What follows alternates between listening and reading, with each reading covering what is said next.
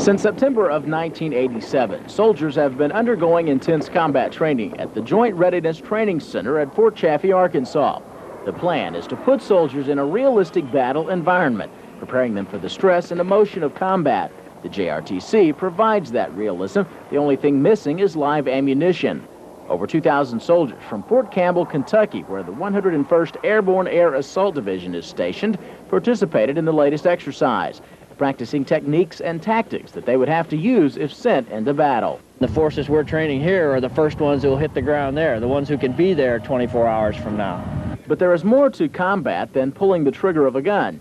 With extensive air support, providing a safe environment to repair damaged helicopters is critical. That's where Davis Field in Muskogee comes in. We've used Davis in the scenario as an intermediate support base. This is as we would come into a country, establish the logistics base, and stage out of that country for further operations. And this becomes our logistics base, and it's a relatively safe area for us to keep the helicopters. One of the main ingredients for conducting the readiness training exercise is to create a realistic environment for the Army to practice their military maneuvers. One of the prime ingredients in that exercise is this, the UH-60, or the Black Hawk helicopter. The Black Hawk has replaced the old Huey chopper, and it's used extensively in the quick movement of soldiers in and out of the battlefield. You may recognize the Black Hawk from its role in the Panama invasion, but the UH-60 is only one part of a sophisticated air assault team. We come out here as a battalion task force, and we have assigned to us CH-47 Chinook helicopters. We also have UH-1 helicopters, helicopters that are for the purpose of intelligence gathering. And while Davis Field is about 70 miles from the actual battle zone, with the speed of choppers today, they're only 30 minutes from providing support. Tomorrow we'll move down onto the battlefield and find out why the JRTC is so successful in preparing our military forces for actual combat duty. At Fort Chaffee, I'm Jeff Bowen, Oklahoma News Report.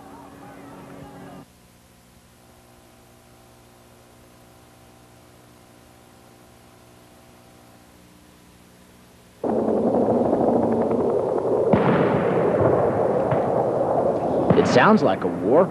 It even looks like a war. But it takes more than just bells and whistles to make the Joint Readiness Training Center a success when it comes to training soldiers for combat.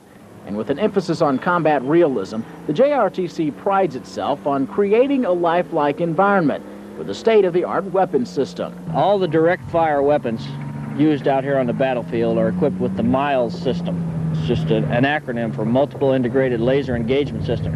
What it is a very sophisticated laser tag. And the miles are everywhere. On tanks and armored personnel carriers, every soldier is covered. Even the choppers are in danger of being shot down. That is, if the right weapon is firing. Each transmitter shoots a coded laser beam for that particular weapon. So this can kill another soldier, but it can't kill a tank. But the JRTC doesn't stop with weapon recreation. The pride of the Readiness Center hovers around the OP4, short for opposing force. Soldiers playing the part of the bad guys 9 or 10 times a year, so the good guys can gain the knowledge of what it feels like to invade a home team army. And hopefully we got some surprises for them, and when we surprise them, they'll know a little bit what to expect if they ever have to go to combat. Because of the OP4's experience in light infantry maneuvers, they've gained the reputation of being one of the military's top ground units. Even the OP4 vehicles have visual modifications, so they'll look more like the enemy. We do that because there's certain recognition features that just shout, you know, Soviet-style vehicle. It gives the gunners that recognition training, you know, to be able to pick out, well, is this one of theirs or is this one of ours? But all of the makeup in the world won't do American soldiers any good if the OP4 doesn't play to win. We always do. You always win, or you always plan on winning? We always win so far. Still, regardless of who wins or loses, the key is getting a first-hand feel for combat. After all, this practice could save a soldier's life someday.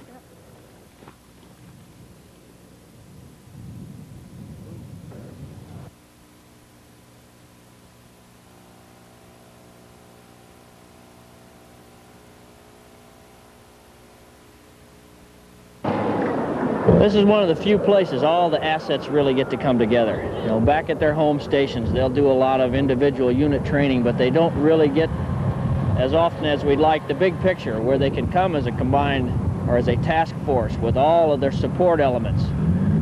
The Air Force support. This is one of the places that really all comes together and they get a realistic look at what could happen.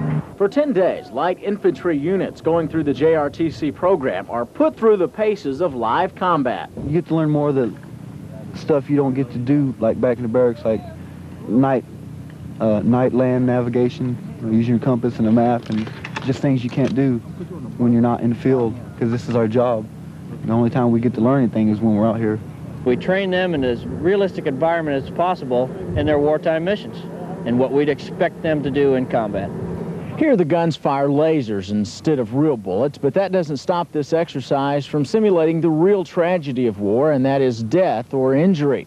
Here at the medical post, soldiers must come to realize what happens when you get hit on the battlefield. When the Op-4 was on the ground and I didn't see him, then I saw him, went to shoot, my gun jammed and he drawed on me. I started to get up to go and the guy that was covering me shot me. You learn how to save your buddies, you know, something you just can't do back in the barracks. All of the combat activity is under the watchful eyes of JRTC observer controllers, experts in the field of combat, hoping to point out any mistakes before it costs someone their life. You know, they take a little time to stop and say, hey, you know, this, maybe if you did it this way, not so many people would have got killed, or, you know, this was okay, but maybe wouldn't this been a better way to do it?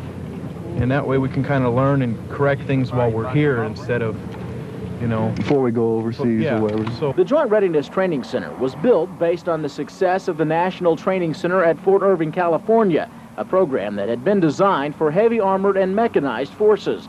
Fort Chaffee's program on light infantry training has already proven to be a success under fire. The 82nd Airborne Division out of Fort Bragg, North Carolina, who was instrumental in the Panama invasion, was the first group to attend the Joint Readiness Training Center. At Fort Chaffee, I'm Jeff Bowen, Oklahoma News Report.